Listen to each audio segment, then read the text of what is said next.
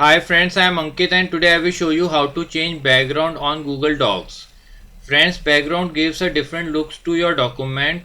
So to add a background to your Google Docs document, you simply need to click on the file.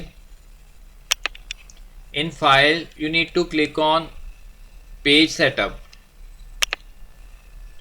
In page setup, you need to select page color.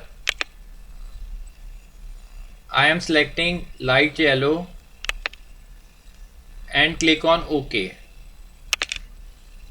Now friends, as you can see, it has added a background color to our document. So friends, like this you can very easily add background to your Google Docs document. If you like the video, then press on like button and don't forget to subscribe our channel and press on bell icon to receive email notifications free of cost.